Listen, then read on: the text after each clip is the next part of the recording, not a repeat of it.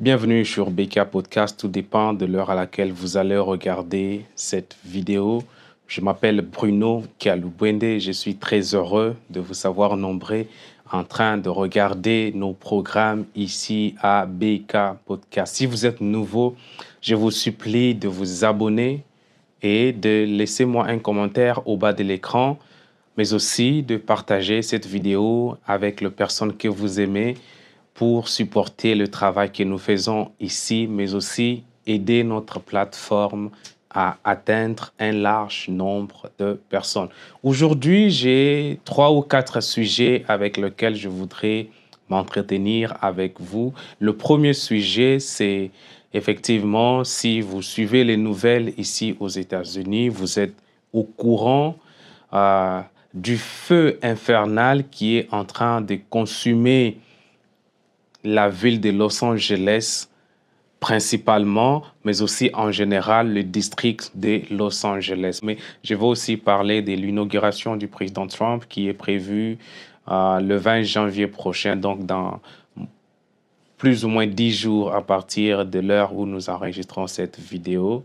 Et enfin, nous allons chuter pour parler de l'actualité qui concerne mon pays d'origine, la République démocratique du Congo. Je vais parler de la situation sécuritaire dans la partie est de la République démocratique du Congo. Et je vais finir par chuter par les opérations de lutte contre la criminalité urbaine qui sont menées par le gouvernement et notamment dans la ville de Kinshasa. Donc, bienvenue. Commençons par les feux qui sont dans la Californie. Comme vous savez, c'est autour de plus de 10 000 bâtiments ont déjà été détruits. Ce sont des bâtiments de très grande valeur, des millions. Et je suivais même un reportage qu'un quartier dont la valeur moyenne d'une maison, d'une habitation résidentielle est autour de 60 millions. Et c'est tout un quartier entier qui avait été détruit. Donc, c'est énormément de grandes pertes pour ces propriétaires immobiliers. 10 personnes sont déjà décédées selon les informations officielles. Près de 10 000 bâtiments calcinés parce que les maisons ici sont construites avec le plancher, donc le bois, et tout est réduit en cendres. Et aujourd'hui matin, on a appris, et les images sont là pour le corroborer, mais aussi la montagne à Hollywood Hill, là où vous voyez généralement le symbole de Hollywood, cette partie-là a été aussi consumée par les feux.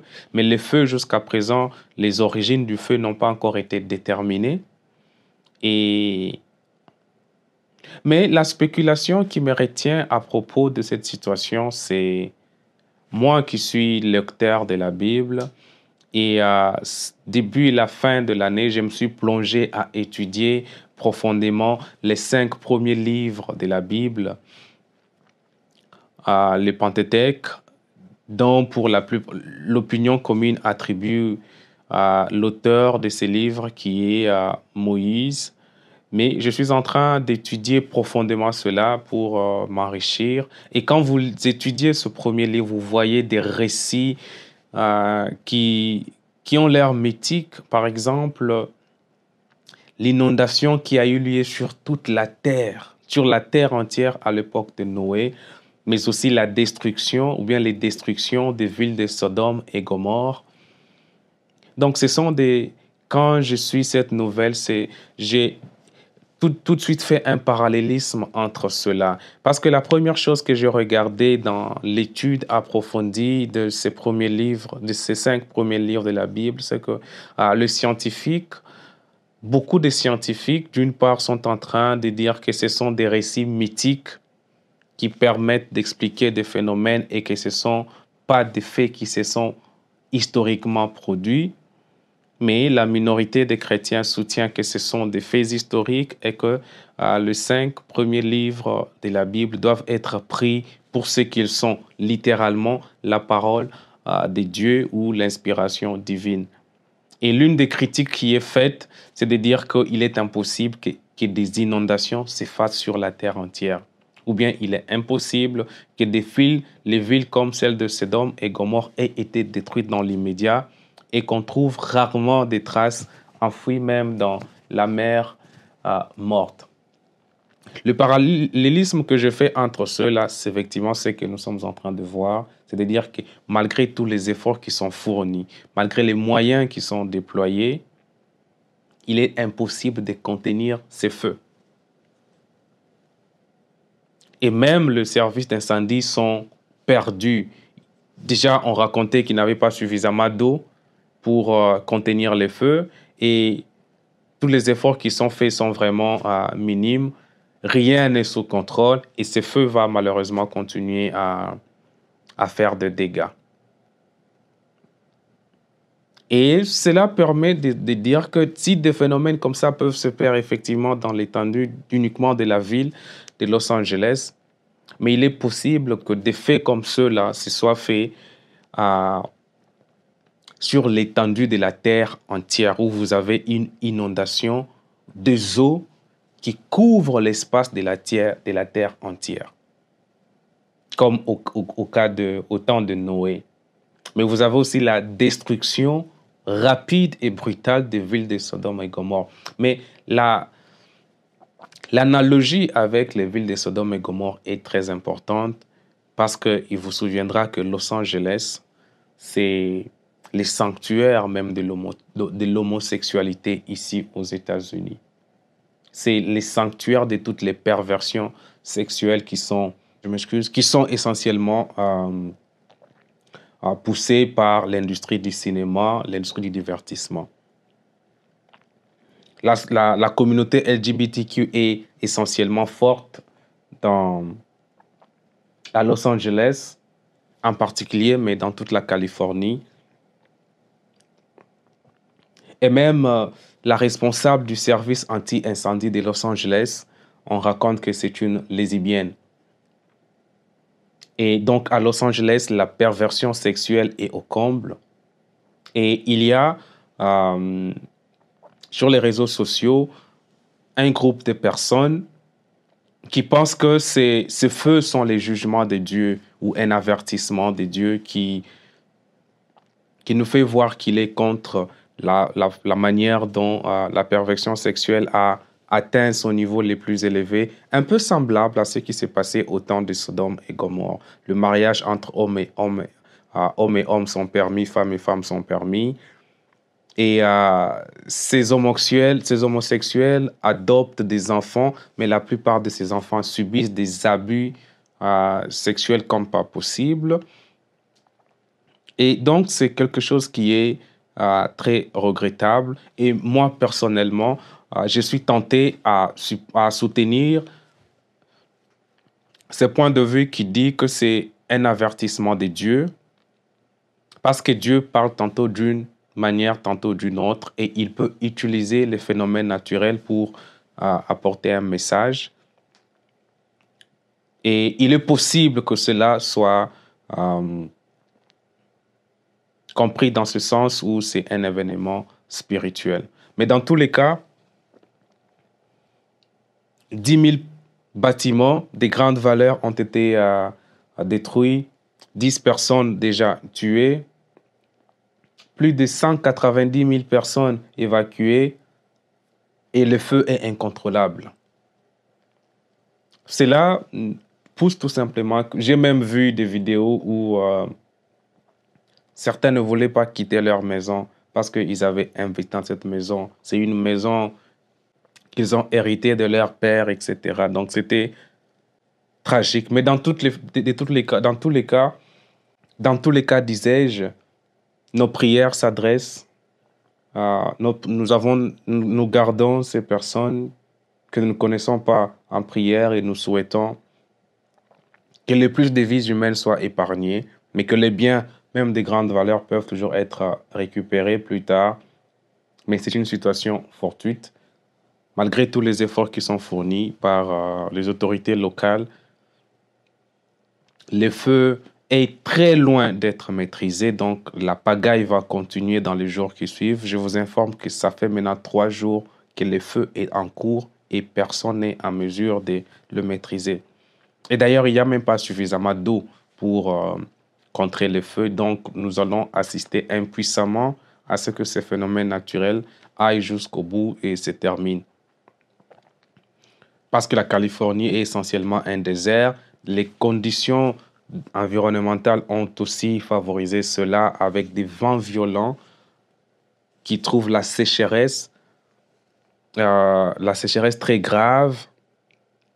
Et donc, c'était des faits qui étaient prévisibles. Mais aussi, d'autre part, il faut dire que les compagnies d'assurance maison avaient commencé à procéder à des annulations de la police d'assurance pour la plupart de leurs clients, comme si c'était en prévision de tout cela. Donc, c'est catastrophique. Certaines prédictions vont très loin jusqu'à dire même qu'il est possible que les districts de Californie puissent tomber en faillite dans les jours qui viennent. Les parties qui sont déjà ravagées, c'est des quartiers entiers qui sont en cendres, qui sont réduits en cendres. Certaines personnes reviennent et sont incapables de reconnaître l'espace où leur maison était. Donc, c'est essentiellement pénible.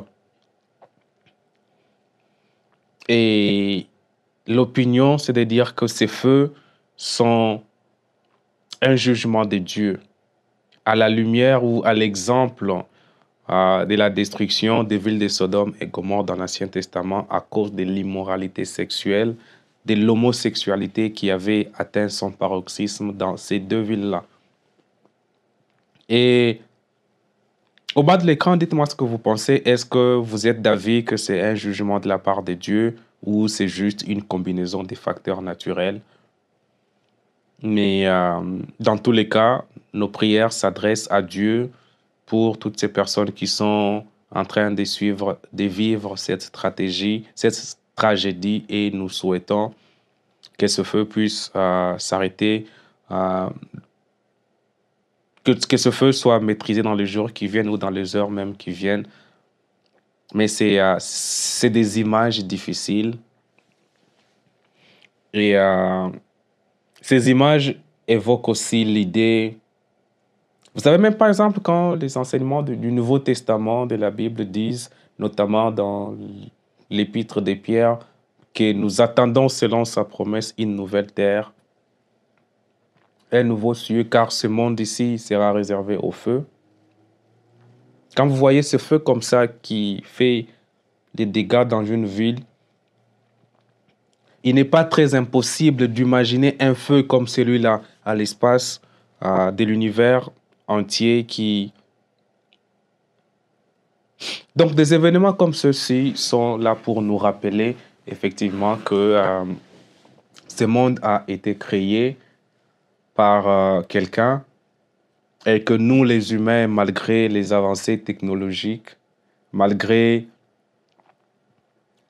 la civilisation qui a pu évoluer et faire beaucoup de progrès dans des sociétés, et nous ne sommes pas toujours au contrôle de tout.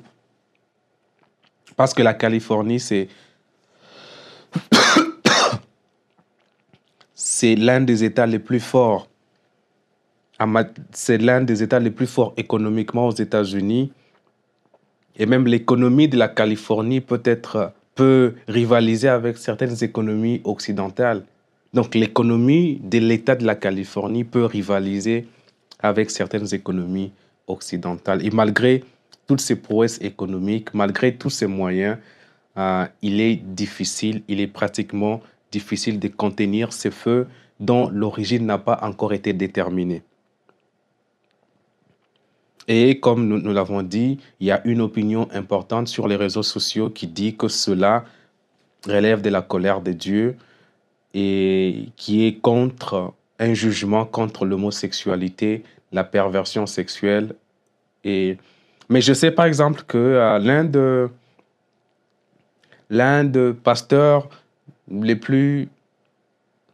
pasteurs qui s'est illustré dans la défense de l'évangile pur et dur, le docteur John MacArthur, son église est aussi à Los Angeles. Je n'ai pas encore de nouvelles sur son église, mais je vais me renseigner pour savoir. Espérons que l'église ne soit pas affectée parce que c'est un ministère puissant qui défend la vérité des Écritures. Et d'ailleurs, même leur mot important, c'est sola scriptura. Donc, seules les Écritures, c'est... J'utilise beaucoup leurs ressources pour me documenter dans mes études bibliques.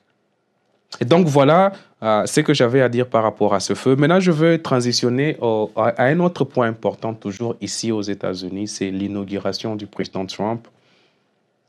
Dans moins de 10 jours d'ici, il sera inauguré. Et comme vous savez, ici à BK Podcast, nous avons levé l'option de discuter de la situation des immigrés ici aux États-Unis parce que nous-mêmes, nous sommes immigrés dans ce pays. Et le président Trump a une politique relative à l'immigration qu'il va mettre en place. Et cette politique s'articule sur plusieurs points, mais je veux juste prendre 2 ou 3 points. Notamment, l'accès aux États-Unis va être très difficile. Pendant son régime, il va multiplier les conditions pour obtenir un visa, que ce soit pour étudiants, que ce soit pour toutes les personnes, quoi que ce soit. Et d'ailleurs, après son installation dans les semaines qui suivent, il va procéder à des opérations de déportation massive, c'est-à-dire qu'il va procéder à enlever du territoire américain tous les immigrés qui sont ici, les sans-papiers ou ceux qui sont dans des situations irrégulières. Mais selon les estimations du Wall Street Journal, donc le journal de Wall Street,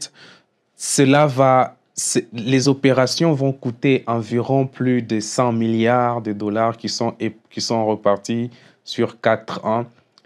Ce qui va coûter énormément beaucoup d'argent. C'est pour ça que les estimations sont de dire qu'il est probablement impossible ou difficile que toutes les personnes qui sont en situation irrégulière soient déportées du territoire américain, mais plutôt ceux qui sont sur le territoire américain de façon irrégulière et se sont rendus coupables des infractions ou ont été condamnés par les juridictions américaines, ceux-là seront le premier à être déportés. Et une fois qu'on en a fini avec ceux qui sont ici de manière irrégulière, mais qui se sont illustrés dans la criminalité des violences, sont le premier qui seront essentiellement déportés. D'ailleurs, vous vous souvenez de la semaine dernière, il y avait un citoyen du Guatemala qui avait mis le feu dans un train populaire à New York et cela avait encore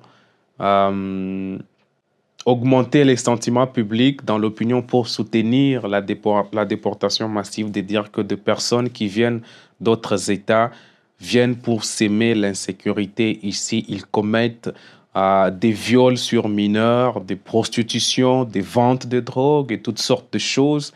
Et donc, il y a cette opération de déportation est fortement attendue. Et ma prière et mon souhait, c'est que les plus de personnes qui nous regardent soient épargnées pour cela. Et si vous savez que vous êtes dans une situation irrégulière, je crois que c'est le moment de faire recours à des services des avocats pour voir dans quelle mesure ou quels sont les outils qui peuvent être mis à votre disposition pour vous assurer que vous n'êtes pas dans ceux qui seront concernés par ces opérations de déportation que le président Trump a promis de mettre en place une fois installé après le 20 janvier prochain.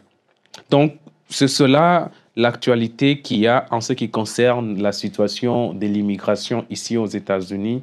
Un autre point essentiel par rapport à l'immigration, c'est que le président Trump a promis de mener un combat qui va aboutir à l'interdiction de l'acquisition de la nationalité américaine par le simple fait de naître sur le territoire américain. Dans l'état actuel du droit américain, tout enfant qui naît sur le sol américain est un citoyen américain, quel que soit le statut juridique de ses parents. C'est comme ça que, par exemple, des gens qui viennent pour tourisme, il y a des femmes qui attendent jusqu'aux 8 mois pour obtenir le visa, venir ici et que l'enfant qui naît est américain. Beaucoup de personnes ont bénéficié du statut par cette voie-là. Et quel que soit les statuts juridiques de leurs parents, eh bien, ces enfants sont des Américains. Le président Trump va lutter un combat pour interdire cela. c'est quelque chose qui, qui a aidé beaucoup à acquérir la nationalité américaine, mais le président Trump est contre cela. Il avait déjà mené un premier combat contre cela lors de son premier mandat, mais ça n'avait pas abouti parce il avait eu beaucoup de résistance. Et la même résistance est aussi prévue pour son deuxième mandat, mais il prévoit toujours de mener ce combat-là. On va suivre de plus près pour voir comment les événements se déroulent et de temps en temps, nous allons revenir devant vous pour en discuter avec vous. Voilà ce qu'il y a à savoir en ce qui concerne l'immigration aux États-Unis sous la présidence de M. Donald Trump qui sera inauguré dans 10 jours d'ici. Et maintenant, fini avec la situation en ce qui concerne les États-Unis ici, je vais maintenant repartir dans mon pays d'origine, la République démocratique du Congo. En RDC, il y a la guerre à l'Est qui dure depuis plus de 2 décennies et actuellement, il y a des batailles qui sont en train d'avoir lieu entre, d'une part, l'armée de la République démocratique du Congo, qu'on appelle le FARDC, qui sont en train de combattre contre le mouvement des rebelles du M23. Et maintenant, il est clair dans l'opinion publique que les M23 sont financés par le Rwanda du président Paul Kagame et cela a contribué à semer l'insécurité depuis très longtemps. Le Rwanda est soutenu notamment par le pays membre de l'Union européenne parce qu'il y a un accord entre le Rwanda et l'Union européenne pour que le Rwanda leur fournisse un certain nombre de matières premières qui ne se trouvent pas au Rwanda. Et donc l'Union européenne est aussi complice du malheur ou du drame humanitaire qui est en train de se passer à l'Est. Et c'est quelque chose que nous, en tant que Congolais, nous devons continuer à discuter dans les médias parce que ça permet d'éveiller l'opinion d'un grand nombre de personnes. Mais il faut dire que les rebelles du M23, jusqu'à preuve du contraire, ils ont le contrôle de Masisi Centre. Masisi Centre qui est une région qui est à environ 80 km de la ville de Goma. Et nous allons continuer à regarder de plus près, mais pour l'instant, les M23 contrôlent toujours et selon les confirmations du porte-parole de l'armée congolaise, mais les forces de la RDC sont en train de faire tout de leur mieux pour récupérer. Peut-être après, dans les heures qui viennent, la situation va évoluer. Nous espérons que les forces loyalistes reprennent le contrôle de Masisi et poursuivre l'offensive jusqu'à écarter l'ennemi du territoire national. Ça, c'est en ce qui concerne l'armée. Mais il faut dire que depuis que cette situation a repris de l'ampleur avec la prise de Masisi Centre, le président Félix est en dehors du pays. En dehors du pays, assister à la cérémonie d'inauguration du président, je crois, du Ghana. Ce n'est pas vraiment important qu'il assiste à des cérémonies comme ça alors que le pays est sous menace et que la menace est en train de grandir et d'atteindre même Goma. Et je sais que la plupart des personnes vont dire que même qu'il soit au pays ou en dehors, il va toujours travailler. Non, moi, je ne suis pas de cet avis-là. Je ne suis pas de cet avis-là. Je pense que le fait pour lui de rentrer incessamment d'urgence au pays pour prendre soin de ses situations sécuritaires montrerait qu'il est soucié de cela. Comment, alors que le pays est en train de subir tout ce problème, le président est en dehors du pays, en train de faire des déplacements qui ne vont pas aider le pays parce qu'il va assister à des cérémonies d'investiture.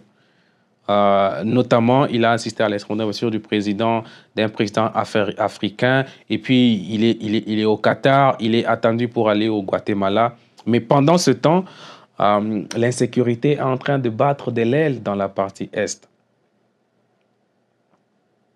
Donc, en tant que commandant suprême des forces armées, moi, je m'attendais à ce qu'il rentre d'urgence en République démocratique du Congo pour conduire ses opérations de main. Et avec sa présence sur les territoires nationaux, ça va donner le moral aux soldats qui sont au fond et avec un, une motivation supplémentaire. Mais comme vous savez, le président Félix, il passe tout le temps à voyager. Et tout ce voyage qu'il fait, lors du premier mandat, on disait que ce voyage allait profiter au pays parce qu'ils allaient ramener des investisseurs. Mais nous sommes à la 6e année du mandat du président Félix. Les investisseurs qu'il cherche sont toujours invisibles. Et donc voilà, moi, c'est quelque chose que je reproche au président Félix, mais il a promis de mettre fin à l'insécurité qu'il y a à l'est de la République. Et il faut dire qu'il y a une prise de conscience au niveau de la communauté internationale, parce que le Rwanda, comme on le sait, et certains de ses partenaires sont en train de le lâcher. Mais en tant que Congolais, nous ne devons pas compter uniquement sur les efforts de la communauté internationale. Nous devons compter sur notre propre capacité à défendre notre territoire.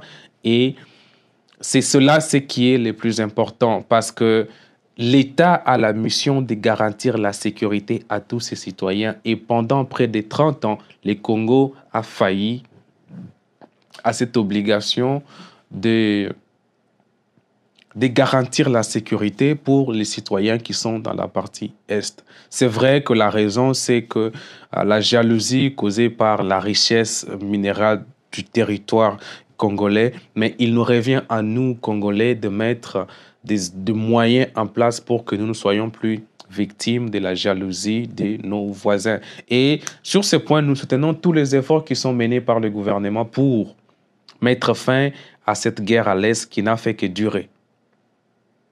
Parce que des enfants sont violés jour et nuit, des femmes sont violées jour et nuit, des hommes sont tués, des champs sont détruits, des vaches sont ravies. Et donc, c'est l'absence totale de l'État dans une bonne partie de l'Est de la République démocratique du Congo. Et pourtant, l'UDPS a toujours mené un combat sur le rétablissement de l'autorité de l'État. Et donc, c'est un combat qui continue à être mené. Nous allons le suivre de plus près parce que c'est notre pays.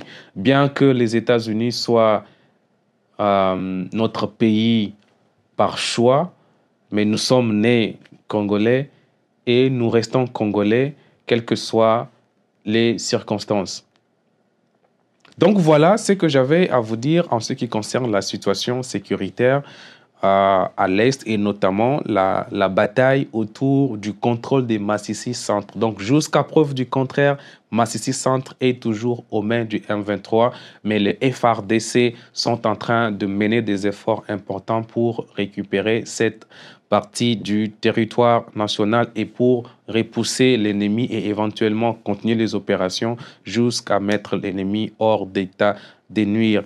Et maintenant, une autre partie de la situation sécuritaire, c'est la lutte contre le phénomène Kuluna qui est en train de se faire à Kinshasa. Les Kuluna sont généralement définis comme un certain nombre de comportements criminels qui impliquent la violence et qui sont commis notamment dans la ville de Kinshasa avec la machette ou bien toutes sortes d'instruments pour s'aimer la terreur, ravir des biens, voler, parfois jusqu'à l'amputement de mains, et parfois ça peut conduire même à des meurtres, des assassinats. Et donc, les Kuluna, ce n'est pas un seul comportement, mais c'est un ensemble de comportements qui impliquent la violence. Les Kuluna peuvent occasionner les coups et blessures volontaires, ça peut conduire au vol, ça peut conduire au cambriolage, ça peut conduire au meurtre, aux assassinats. C'est donc toutes sortes de ces infractions qui impliquent la violence physique qui sont commises. Et le gouvernement de la République sous l'impulsion du ministère de la Justice qui est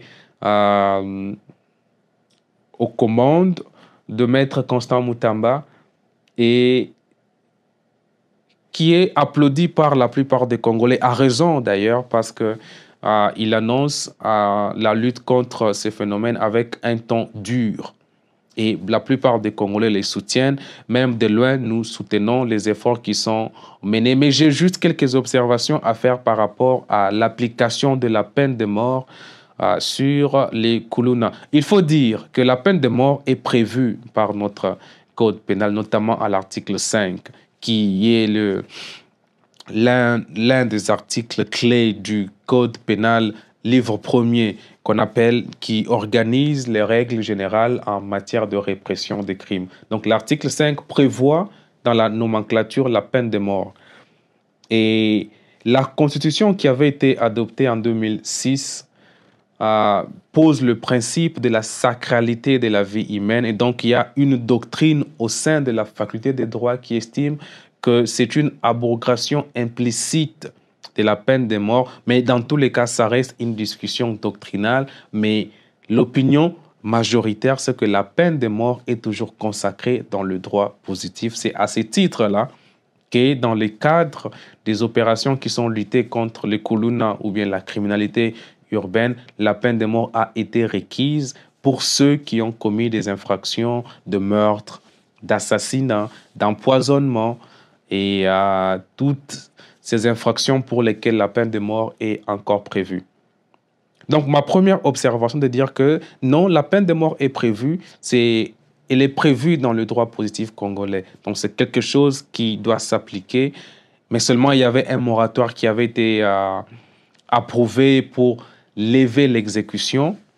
Les gens continuaient à être condamnés à la peine de mort depuis tout ce temps, mais seulement l'exécution n'était pas faite. La dernière exécution de la peine de mort en RDC, c'était en 2003.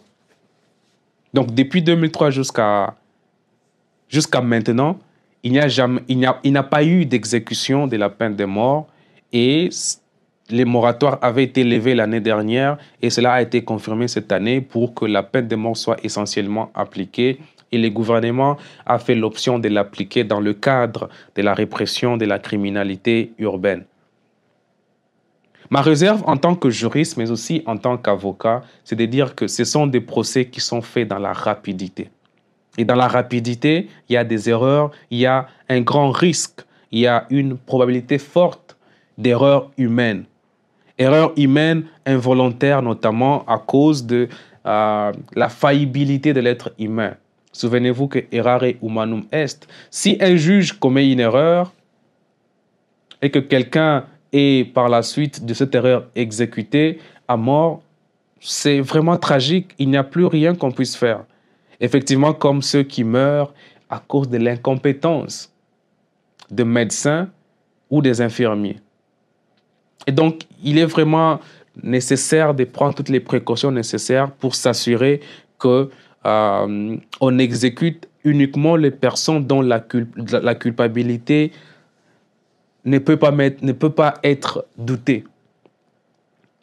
Ça, c'est la première remarque que j'avais à faire. La deuxième remarque, c'est qu'il faut dire que tous les Kuluna ne doivent pas être punis de la peine de mort. Dans les Kuluna, il y a ceux qui commettent des actes pour lesquels la peine de mort peut être requise. Le meurtre, les assassinats,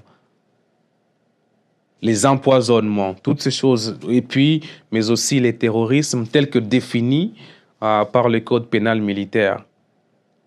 Et donc, ceux qui se rendent coupables de ces infractions, effectivement, après un examen minutieux au cours d'un procès équitable, ces personnes doivent subir la rigueur de la loi. Et nous soutenons les efforts qui sont faits pour que la rigueur de la loi leur soit appliquée. Parce qu'il faut aussi se rappeler que le droit pénal, ou bien le droit des infractions, il joue un rôle pédagogique. C'est d'enseigner à la société les bonnes mœurs. C'est ça aussi la fonction pédagogique du droit pénal. Et quand une infraction est commise, il faut la réprimer pour servir de leçon aux autres citoyens qui disent « si vous faites ça, c'est le sort qui va vous être réservé ». Et donc, dans ce cadre-là, nous soutenons les efforts qui sont menés pour lutter contre les Kuluna, mais nous mettons l'exception ou bien la réserve qu'il faut s'assurer que la loi est appliquée et que des erreurs ne sont pas commises pour que nous puissions les regretter plus tard. L'autre remarque, c'est de dire que dans les Kuluna, il y a des Kuluna qui ont moins de 18 ans. Et pourtant, le droit congolais fait la différence en ce qui concerne le régime pénal des enfants et des majeurs. Les enfants, ils ont leur régime pénal et ils peuvent pas être, on ne peut même pas leur appliquer la peine de mort parce que les enfants ou bien les infractions qui sont commises par les enfants relèvent d'un régime juridique spécial avec une juridiction spéciale. Mais dans le cas de la lutte contre les Kuluna, je crains que certaines erreurs se glissent pour que des enfants se voient appliquer la peine de mort parce qu'un enfant, même s'il commet un meurtre ou même un assassinat, il y a la technique du droit ne permet pas que l'enfant subisse le même traitement qu'un adulte parce que la minorité est vraiment une cause d'exonération, mais aussi une cause d'excuse légale, dans certaines mesures, bien entendu. Je voudrais être précis pour que vous ne pensiez pas que c'est un principe, mais il y a plutôt des nuances qui peuvent être découvertes selon qu'on va faire une étude approfondie de la loi de 2009 portant protection de l'enfant. D'ailleurs, qui dit que les enfants ne commettent pas les infractions, mais ils commettent les actes en conflit avec la loi.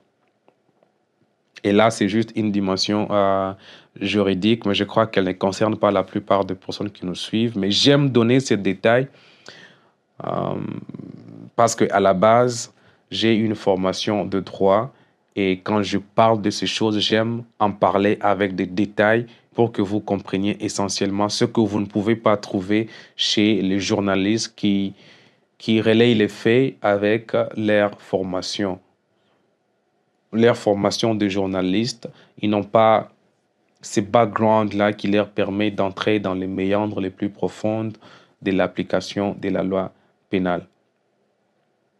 Donc voilà un peu ce qu'il faut dire là-dessus. Donc l'idée générale, c'est que nous sommes totalement d'accord avec les opérations qui sont menées, mais nous suggérons ou bien nous encourageons à ce que beaucoup de précautions soient prises pour que effectivement on exécute ceux qui sont coupables des infractions pour lesquelles la peine de mort est prévue, mais aussi que des enfants soient épargnés parce que si on exécute des enfants, ça sera une erreur monumentale et une violation grave de notre loi relative à la protection de l'enfant.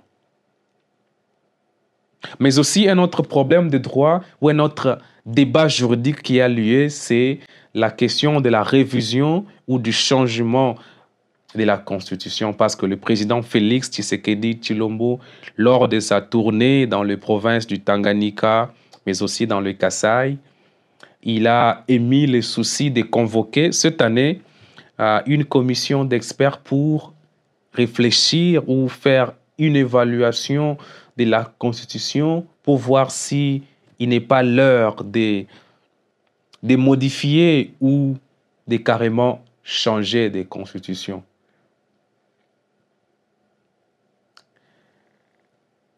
Personnellement, je suis ouvert à l'idée de la révision. La révision est différente du changement. La révision, c'est de faire des améliorations par ajout. On va ajouter des nouveaux articles. Ça peut aussi être pour faire des améliorations par retrait. On va retirer certains articles qui prêtent confusion. Mais aussi, ça peut être des améliorations par la réécriture. Il y a des articles dont les phrases avaient été mal écrites.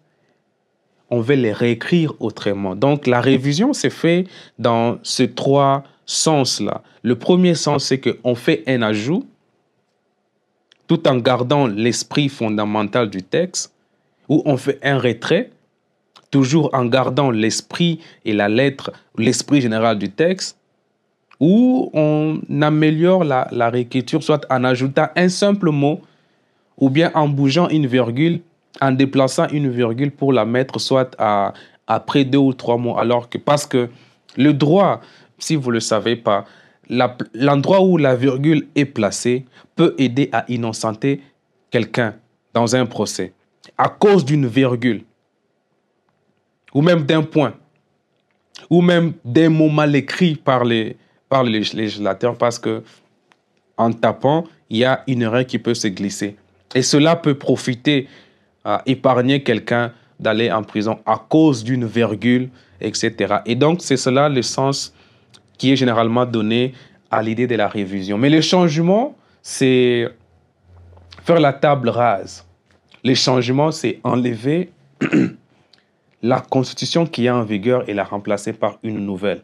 Généralement, le changement des constitutions s'est fait par coup de force. Ça peut être la force armée ou un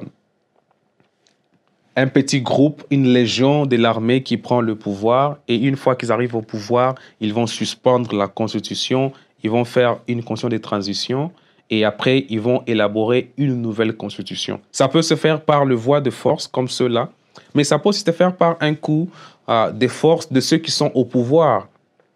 Parce que le président Mobutu a fait beaucoup de révisions des constitutions alors qu'il était sans utiliser la force au préalable.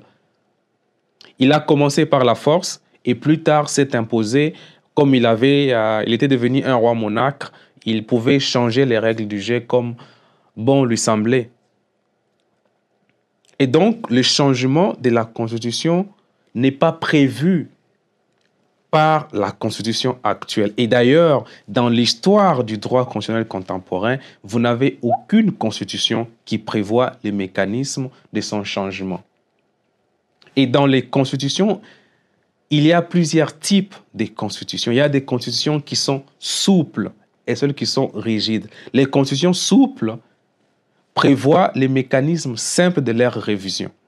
Mais la constitution de la RDC est une constitution rigide parce qu'elle avait été rédigée dans un contexte de méfiance. On a posé beaucoup de conditions pour sa révision.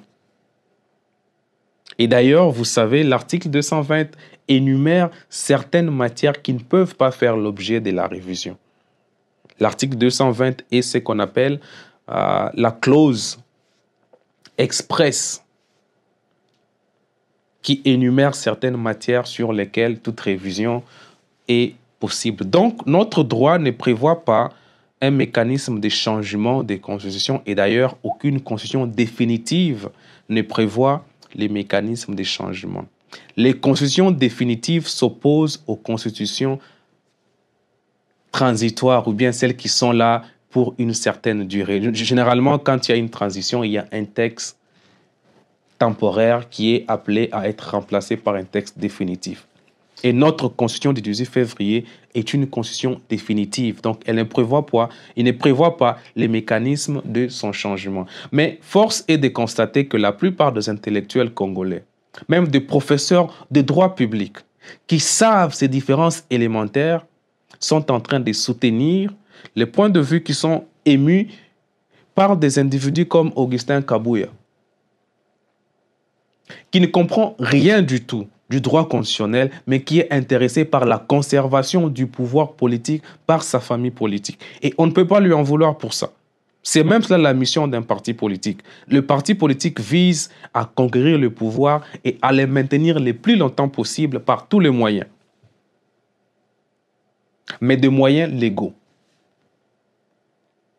Et l'UDPS est dans la démarche de concevoir le pouvoir, mais ils veulent utiliser la révision constitutionnelle pour les soutenir. Et j'étais très surpris de voir même le professeur Mbata, qui m'a enseigné en première année de graduat les cours d'éducation à la citoyenneté, qui a enseigné en deuxième année de graduat, évidemment vers la fin, le droit constitutionnel congolais, et qui plus tard a eu des séminaires avec ceux qui avaient opté pour le droit public interne, parce que moi, ma spécialité avait été le droit international public.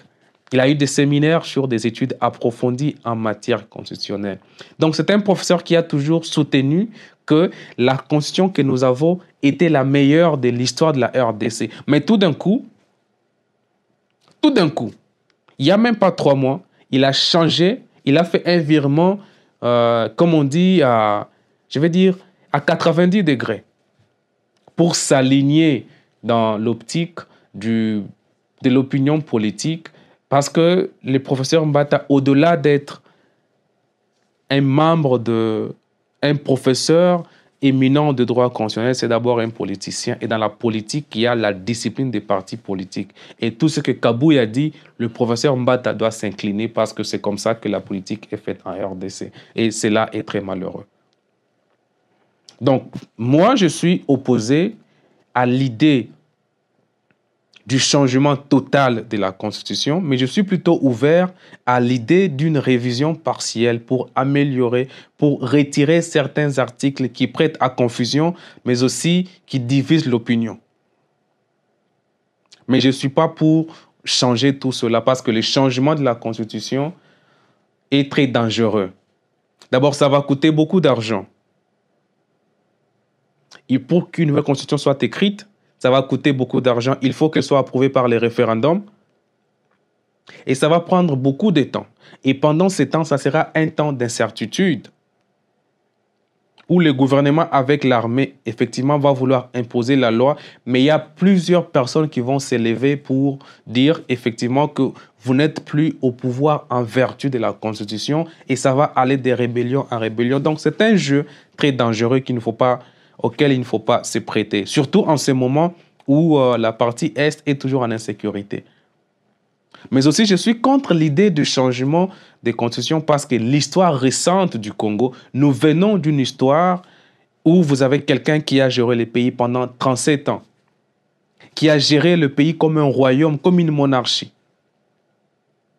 Avec la violation des droits de l'homme, il confondait la caisse de l'État avec ses poches privées. Il prenait toutes les femmes de ses collaborateurs. C'était un monarque, un roi. Il voulait qu'on l'adore, qu'on chante ses gloires jour et nuit. Et donc, c'était insupportable. Nous ne voulons pas revivre cela. Après 30 ans de la dictature, vous avez près de 20 ans de la dynastie de Kabila. D'abord, les 3 premières années de Mouzé sont aussi une dictature où le pays est géré comme une famille et les caisses de l'État sont confondues avec les poches privées du président. Et ensuite, vous avez son fils, son prétendu fils qui reprend le pouvoir. Et puis, cette situation a continué jusqu'en 2006 où vous avez ce texte qui avait été adopté et ce texte qui a permis à ce que nous ayons une première alternance pacifique à la tête du pays. Malgré les erreurs et les imperfections de ce texte, il est important de les définir, de les supporter, de les maintenir. Mais aussi, si vous voulez faire des modifications, je suis ouvert, par exemple, à l'idée d'autoriser la double nationalité pour les nationaux congolais qui acquièrent une nationalité étrangère, des Congolais qui sont devenus belges. Je pense qu'il est souhaitable qu'ils puissent garder leur nationalité congolaise si les droits belges les permettent. Mais je sais par exemple qu'en France, la double nationalité est permise. Aux États-Unis, cela est permis. Dans nombreux de pays, cela est permis. Et si on ouvre cette brèche-là uniquement pour les Congolais, c'est quelque chose qui peut être réalisé par la révision constitutionnelle. Donc moi, je suis d'accord, je suis ouvert à l'idée de la révision et non à l'idée des changements parce que le changement est terrible. Ça va coûter beaucoup d'argent. Déjà, nous n'avons pas d'argent pour répondre aux besoins élémentaires de la société. Donc, faire les recensements, ça va coûter beaucoup plus que de faire les élections. Donc, pour faire le changement de la Constitution, il faut d'abord faire des campagnes pour expliquer la nouvelle Constitution. Pendant combien de temps? Il faut former ceux qui vont l'expliquer au peuple. Il faut former ceux qui vont faire le référendum. Il faut mettre une logistique en place qui est différente de celle qui est pour les élections. Donc, c'est tellement coûteux. Et nous n'avons pas besoin de cela. Le président Félix peut s'occuper avec d'autres choses qui sont prioritaires pour l'instant.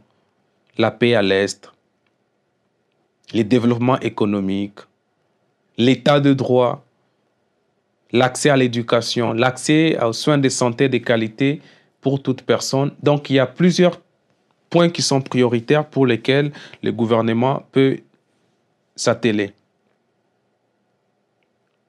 Et donc, voilà, je vais clôturer avec cela. Merci beaucoup de nous avoir regardés Et je vous fixe rendez-vous pour des épisodes comme ça, 2 ou 3 fois par semaine, où nous discutons des problèmes qui regardent les Congolais. Merci beaucoup d'avoir regardé BK Podcast.